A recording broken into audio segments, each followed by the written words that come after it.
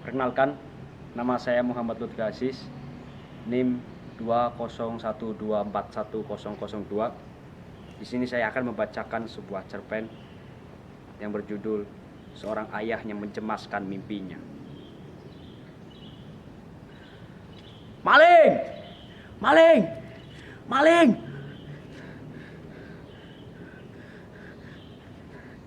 Celaka. Mereka tahu aku yang mengambil ponsel di toko itu. Hendak lari kemana ini? Aku tak tahu karena baru 2 kali ini aku kesini. Yang penting sembunyi saja dulu. Waduh, di depan ada 2 satpam lari ke arahku dengan membawa pentungan. Dua-duanya lebih gemuk dariku. Yang satu lebih jangkung dan berotot. Terlihat dari bisep yang memenuhi lengan bajunya. Mereka tinggal beberapa langkah lagi. Mungkin cukup dengan merunduk, bergerak maju, dan berbalik, lalu menendang lutut mereka akan efektif untuk melumpuhkan. Tidak. Tampaknya lebih efektif jika aku setengah melompat di antara keduanya, lalu memberi kejutan dengan menampar kuping mereka. Pukulan mendadak ke organ sensorik seperti telinga akan membuat mereka kehilangan keseimbangan. Mungkin salah satu dari mereka akan sempoyongan karena didorong oleh tenaganya sendiri saat berlari. Saat begini, aku harus berterima kasih kepada kakek Supriyatna yang dulu memaksaku belajar silat. Meskipun cuma silat dasar untuk membela diri. Katanya, aku memang berbakat menjadi pesilat. Sayangnya, aku lebih senang main layang-layang dan berenang di sungai. Tapi cukuplah punya ilmu silat tipis-tipis untuk melumpuhkan 2 satpam ini. Perhitunganku kurang tepat. Lincah juga satpam jangkung ini.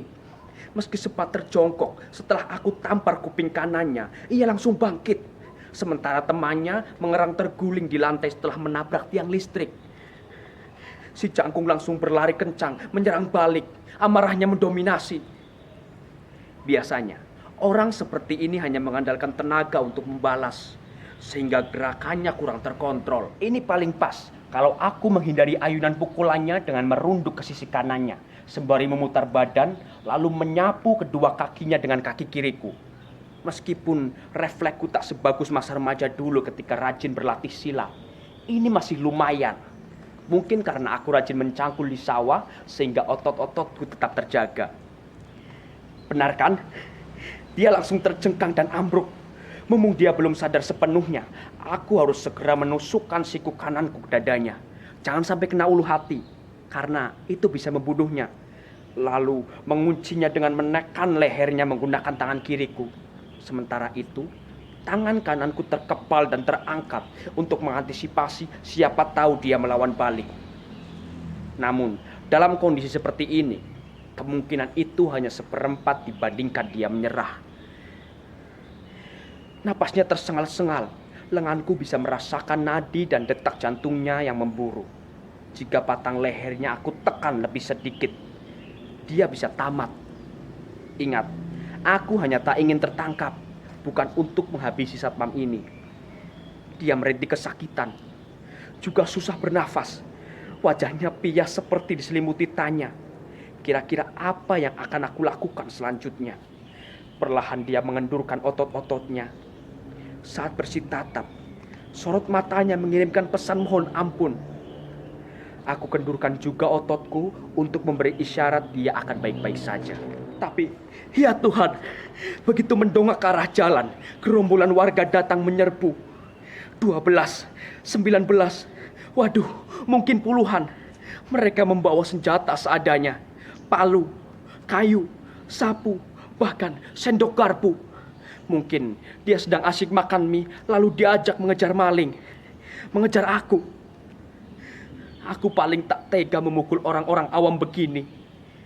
Lagi pula, kakek Supriyatna tak pernah mengajarkan aku jurus untuk menghadapi orang sebanyak ini.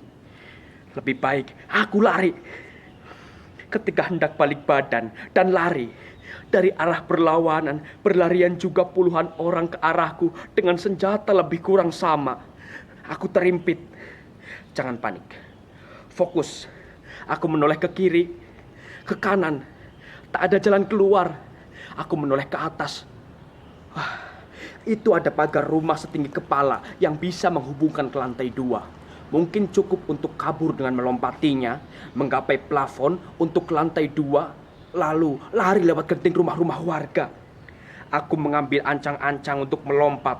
Ketika kaki sudah 2 jengkal meninggalkan bumi, sepasang tangan kekar menarik kerah bajuku dari belakang dan menghempasku ke tanah. Aduh. Punggungku rasanya dihantam truk. Aku melihat Satpam Jagung tadi menyeringai penuh kemenangan. Selanjutnya, aku jadi bulan-bulanan warga. Kamu pasti sudah sering mencuri di sini. Tidak tahu malu. Kembalikan HP-ku. Matiin aja. Gak berguna. Kalau mau HP, kerja.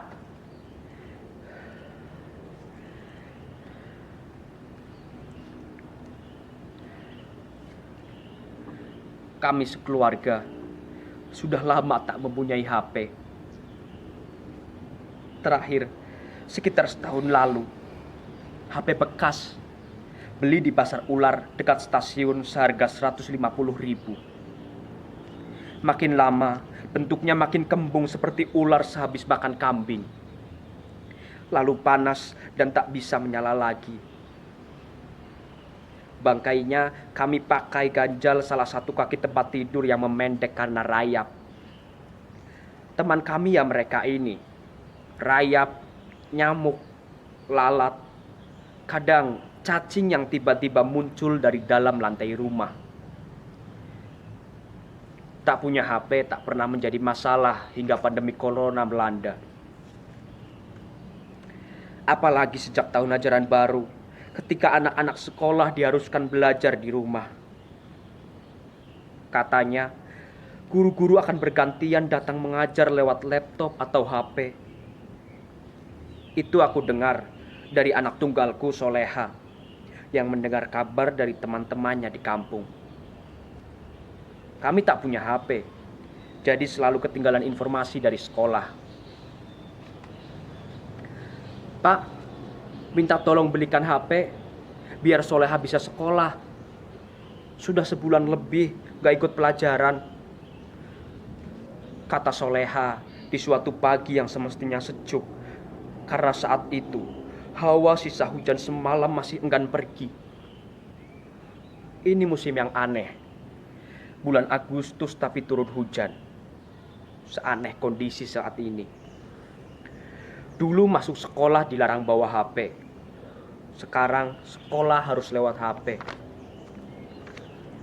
Pernah Soleha mengikuti pelajaran dengan menebeng lewat HP temannya. Tak sering, mungkin cuma 2 kali. Sungkan, Pak. Bukannya dia mengizinkan. Di rumahnya ramai dan berisik, tidak bisa mendengar pelajaran Pak Guru dengan baik. Kata Soleha lagi, temannya itu lebih sering pakai headphone, sejenis alat bantu dengar, agar suara dari luar tidak mengganggu. Kalau sudah begitu, Soleha hanya bisa melihat gambar tanpa memahami kalimat gurunya. Seperti melihat ikan emas di akuarium, mangap-mangap tanpa suara. Soleha sulit menangkap pelajaran hari itu. Itu yang mendorong Soleha memutuskan tidak menebeng lagi dan memilih bolos sekolah. Aku juga paham kalau akhirnya dia memberanikan diri meminta dibelikan HP. Itu pasti lantaran dia tidak menemukan jalan keluar lain.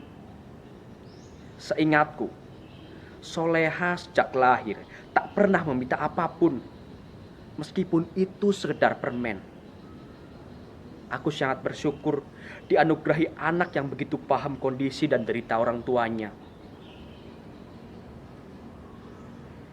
Soleha lahir pada subuh yang tenang. Beberapa saat setelah lahir, matahari bersinar lembut, seperti ikut memberi selamat.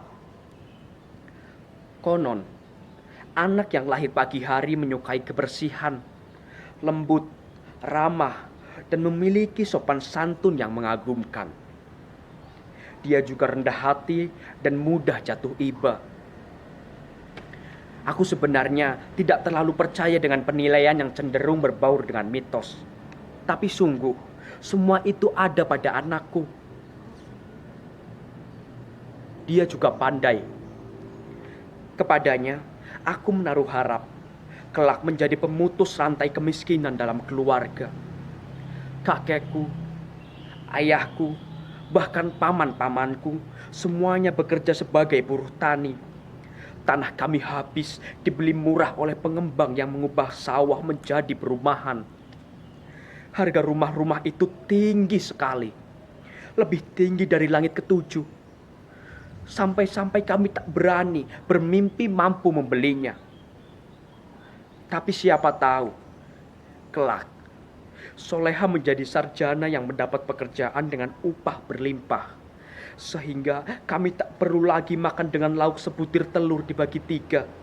Siapa tahu Tuhan mengabulkan doa sederhana ini, dan kelak Soleha mampu memperbaiki nasib keluarga yang selalu terlunta-lunta. Kuncinya adalah lulus sekolah. Nah, untuk bisa lulus sekolah, dia harus rajin sekolah. Yang sialnya, sekarang harus punya HP kalau ingin mendengar pelajaran dari bapak ibu guru. Iya, HP menjadi kunci untuk mengakhiri kemiskinan keluarga. Oleh karena itu, permintaan Soleha untuk dibelikan HP ini sulit untuk tidak dipenuhi. Tapi ini juga sangat sulit untuk dipenuhi. Kondisinya seperti terkunci di dalam toilet umum. Hendak keluar tak ada jalan, hendak bertahan tapi aromanya bikin tak tahan. Jalan satu-satunya mengebuskan nafas lalu mencoba sekuat tenaga untuk tidak menghirup udara. Tapi itu hanya bisa kuat beberapa lama. Sebagai buruh tani, upahku tak pernah menggapai harga HP. Pernah aku tanya harga HP ke sebuah toko di kota. Yang paling murah saja, harganya setara dengan upahku 1,5 bulan bekerja. Itu bisa terbeli jika kami sekeluarga berpuasa. Kemungkinan bisa beli HP makin kecil, karena sejak 4 bulan lalu, sudah jarang pemilik lahan menyewa tenagaku untuk menanam atau memanen. Musim sedang tak bagus, dan mereka juga mengurangi pengeluaran akibat pandemi. Selama bisa dikerjakan sendiri, mereka tak bakal menyewa kami, para buruh tani. Akan tetapi, Soleha harus punya HP. Maka pagi itu aku katakan bahwa dalam beberapa hari lagi, aku akan pulang membawa HP. Tunggu, ya. Gimana caranya? Tanya istriku yang sedari tadi hanya mengamati. Doakan saja. Selama ada keinginan, semoga ada jalan. Semua umpatan itu bersahutan bersama tendangan, pukulan, gebukan, dan ludahan mereka. Aku bahkan merasa badanku melayang sebelum menghujam ke tanah. Berkali-kali, entah apakah bagian-bagian badan ini nanti masih bisa berfungsi lagi. Ada yang terasa patah di ketiak kanan. Mungkin itu tulang rusuk. Aku hanya bisa bersedekap sambil melindungi organ dalam dada, sementara kepalaku bebas untuk mereka hantam. Aku tidak peduli lagi dengan seluruh rasa sakit yang sudah tak terhitung ini. Aku hanya membayangkan wajah Soleha yang baru masuk sekolah menengah pertama. Dia pasti cemas jika sampai sore ini ayahnya belum pulang. Dia pasti cemas karena malam ini gagal lagi mengerjakan tugas-tugas sekolah karena tidak punya HP. Aku mencemaskan Soleha. Aku mencemaskan doaku. Aku mencemaskan mimpiku. Terima kasih.